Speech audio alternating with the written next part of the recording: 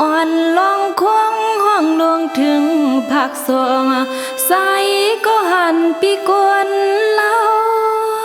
ปีเจ้าเลยยันเฮินยีอึ่งลินเศร้าเล่าปียันวันหน้าเอิงซุ่มไผ่เปิ้นอันเข้ามาเปิง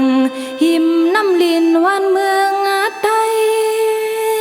สายเมาปีบ่เลยส่องตินเหยียบไปไว้ไผ่ลุกไม่ลินวันเฮินนาอยู่สายเมาปีอันป่นต่างขี้ยาปูโปเลยเศร้าเลยซ้อมลูกลอยตอน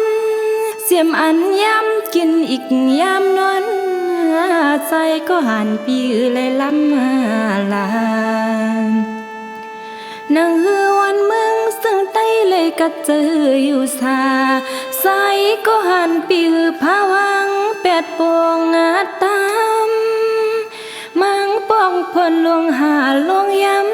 ำใจก็หันปีเสียคำใจก็หันปีเสียคำ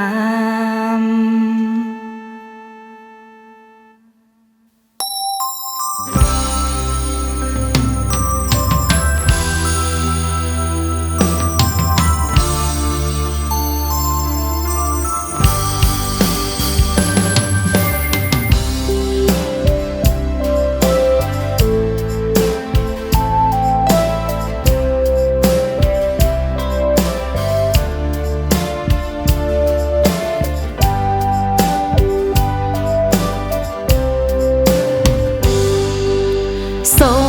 งแห่งใจดาปันบุญใจก็หังเลยพยันป้าโปดังไม่มีกุ้งมูลเลยยันป้าส่วนให้นาเฮินวานเกิดโหใจเปิดปันไว้คนเมืองตั้งหลาย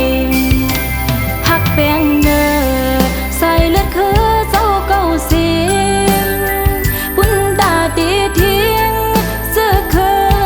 แผ่นดิน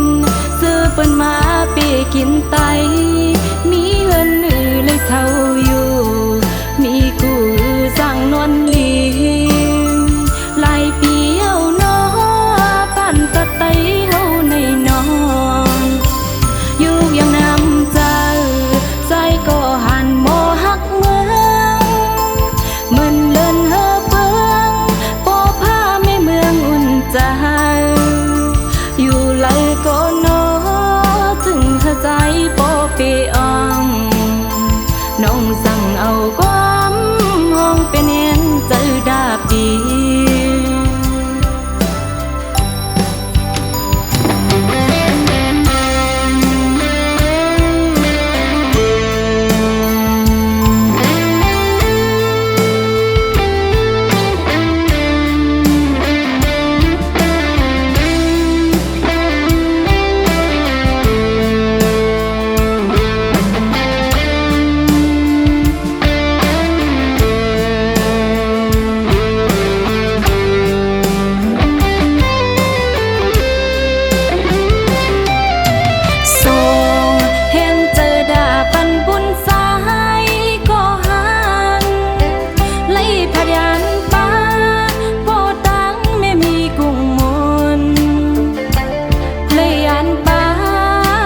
ให้นาเฮินวานเกิ